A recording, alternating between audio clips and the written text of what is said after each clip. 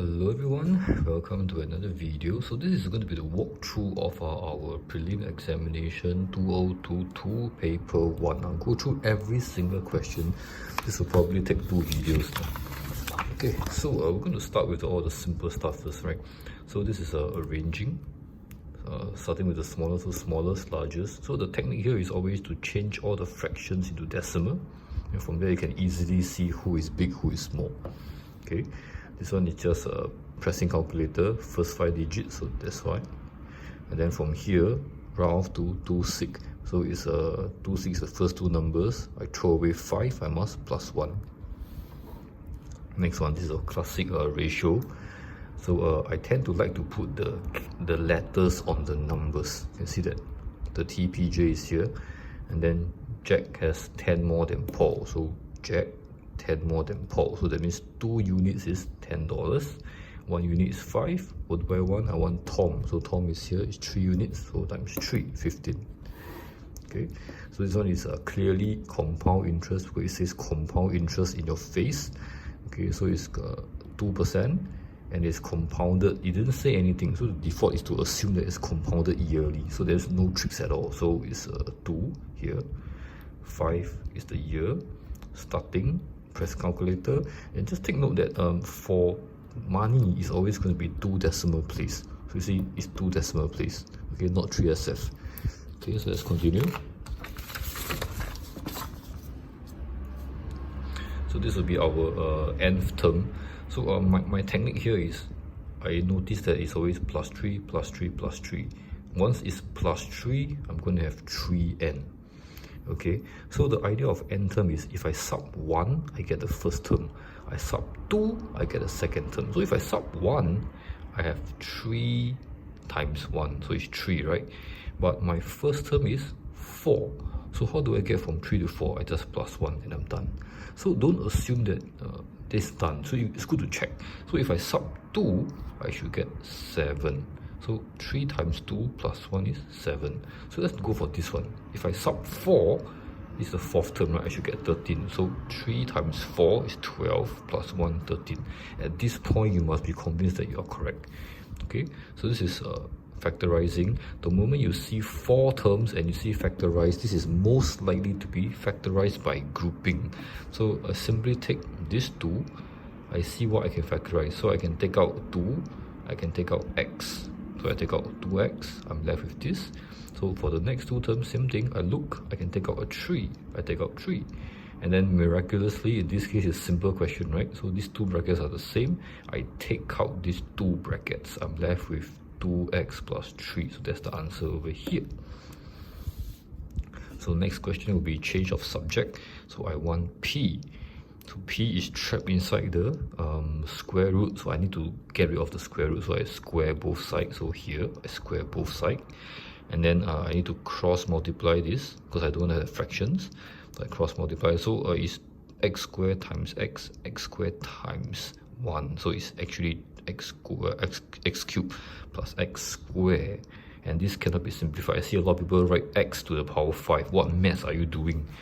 Okay, so at this stage I want P, right? So the R going to go to the other side, and then the 3 divide over, done. Okay. So next one will be simple solving. It's just expanding everything. So take note the negative, this is 2. And then you simplify it, just you reach this point, both sides divide by 6, minus 2, done. So this is solving fractional algebra. So we need to combine the fraction and then cross multiply the denominator. So between 2 and 3, it's very clear that this whole fraction must times 3, this whole fraction must times 2. But look at the way I'm writing it. This times 3, this times 2. You notice I have the minus here. I put the 2 and I bracket the x minus 1 because I'm worried about making mistakes. Then the denominator is 6. I'm going to times over here 6. This I'm going to expand. So it's this 2, 9. This is minus 2 times x is minus 2x. Is minus 2 times minus 1 is plus 2. Many people got this wrong. Then after you finish the job. Okay, so this is the explaining question why this expression is always odd. So there are a few ways to do this, but I feel that the easiest way in this case is to expand this bracket. Now, this bracket is a common problem for many people who are lousy in math. We're using this a plus b bracket square. Now this is not a square plus b square. If your math is lousy all your life you think this is correct, this is wrong. A square plus b square, a plus b bracket square is a square plus 2ab plus b square. You learn this in sec 2. So from here I get these three terms based on this one, and then the 2 remains. I combine these two become 11. Now how do I do this? Because of the 11 I'm unable to factorize 2 out. If I cannot factorize 2, this is not even ever. It's never even. A number that is never even must be always odd. It's common sense.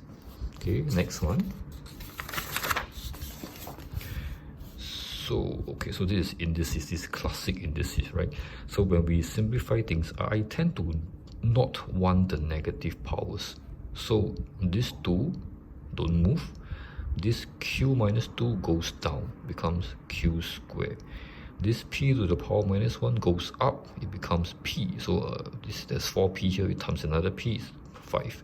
And then I apply the law. Now the law is over here. Anything bracket power, the power will times. That's why it becomes 6, not 5. So the 3 is not a power, it's a number. So it's 3 squared, 9. This is a common mistake. Most people will write 6 and you're finished. Then the power is here, so it's 2 times 5 here. And this one is 2 times 2, 4. Then you are done. Okay, so this is classic solving of indices, very classic. So between 3, 9, 27, it should be very obvious to you at this stage, prelim sec 4, that these are all powers of 3. Okay, so it's 3, I never touch. 9, I change to 9 square, still power x. 27, 3 cube. So once we have all the power 3, I can literally so-called remove the base and just compare the powers. So when you times this 2, the power will plus. So this x plus 1 plus 2x, because I simplify this, equal to 3. So it's x plus 1 plus 2x equal to 3. Then it becomes sec 1 maths, solved. Okay, so this is a simple polygon question. Now a polygon only got 2 theories. This is one theory, the n minus 2 theory, and then the sum of exterior angle is 360. And I use any question, we use this both most of the time.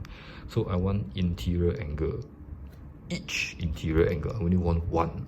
So this formula gives me all of them. So n is 18 here because it's 18 sides. So it's 18 minus 2 times this one.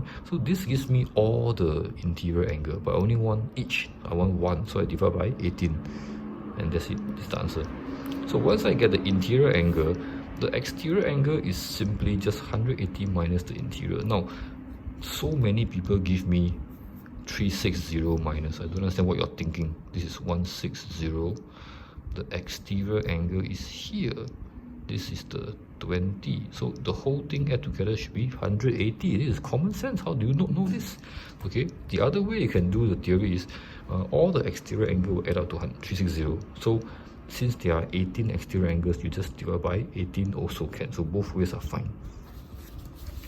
Okay. Okay, so this will be the first difficult question of the paper. Okay, so they ask you, why is 441 times k always a perfect square? Or rather, I want to explain if this times k is always a perfect square when k is a multiple of 2. Now, multiple of 2 doesn't mean the power is a multiple of 2. The number itself is multiple of 2. So it can be 2, it can be 4, it can be 8, it can be also 6, by the way. Okay, so again, this can be any power, right? Multiples of 2.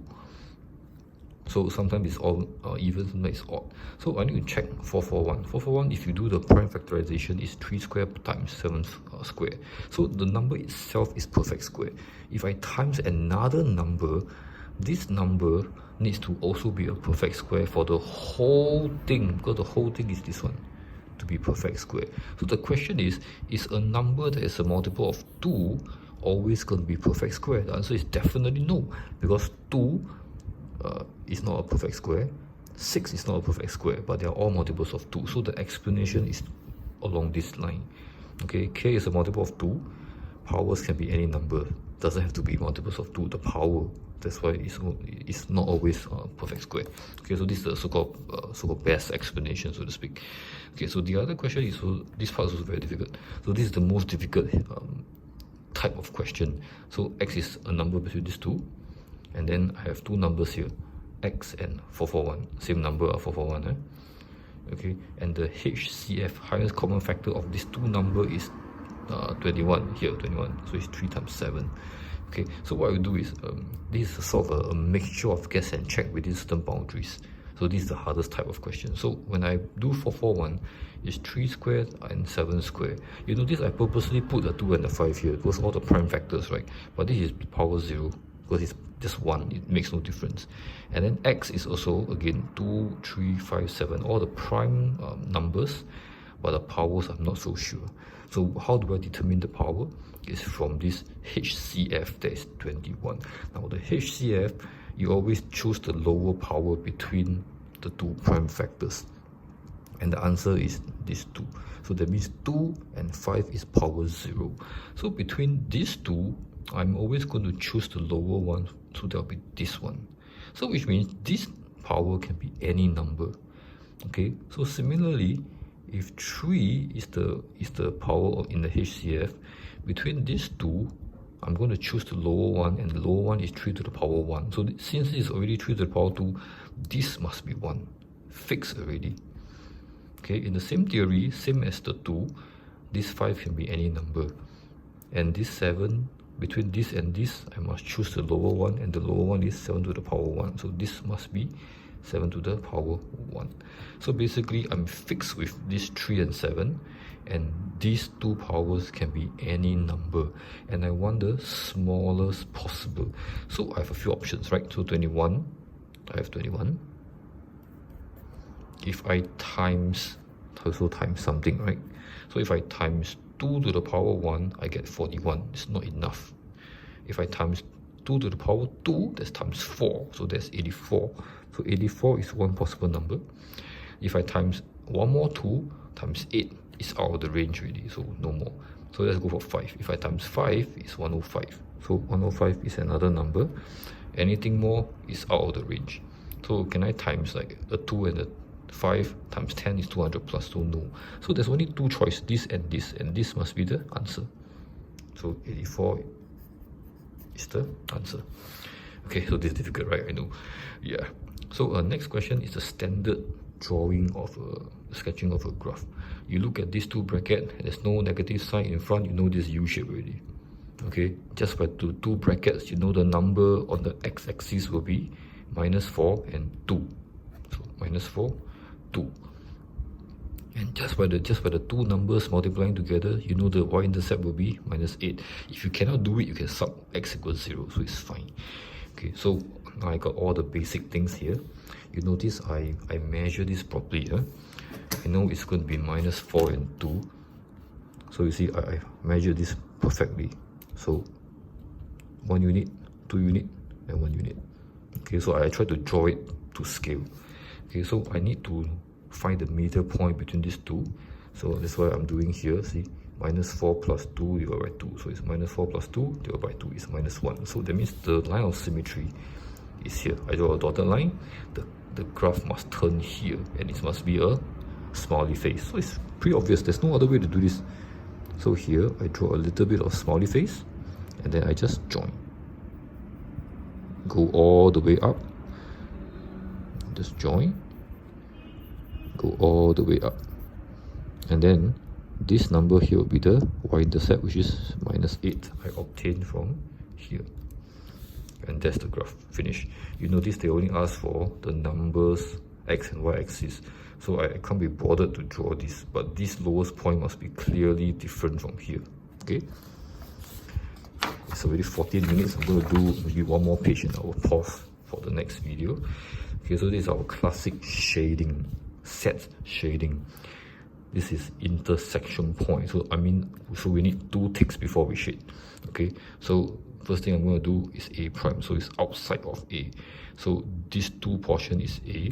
outside of A will be here and here. So that's one tick each. And then I'm going to shade B. So B is these two portions. I'm going to shade this and this. Now I will only want the two ticks because it's intersection, right? You must satisfy both. Then I shade. So only this section is two ticks. So this is the answer. Finish. In the same light, the next question is union. So union means either one also can. That means any tick shade already. Okay, so I do the same thing. A will be here and here. B prime is outside of B, so it's not these two, so it must be here and here. So in this case, anything that has a tick, I'm going to shade. So it's basically everything except this. So only this part has no tick, so I don't shade these two. This part. Okay, that's it. It takes 5 seconds. Okay, now this one. This is the one that make me really enriched. At this point, you learn this in Sec 3, you still cannot do. So many people cannot do this. So the moment you see this, please get your act together. I want the value of sine of the angle. I don't want the angle. I do not want the angle. And no working is required. It's basically just looking. The answer is all here. So sine of BDE. So BDE, this angle. Now this is the big angle. We cannot use the big angle. We must use the small angle. So basically I just want sine this angle. So it's this over this, 3 over 5. When it's sine, the sign doesn't change at all. Now let's do cosine. So it's CBD. So it's CBD. So it's this angle. Is the big angle. I cannot use the big angle. I got to use the small one. So it's cosine this angle. There will be 3 over 5 also. But because it's cosine, I need to negative. Finish. So this is again a 5-second question. Okay, I'm going to pause the video. I'm going to create another part. So I'm going to end this video. Please look out for the second part. Bye.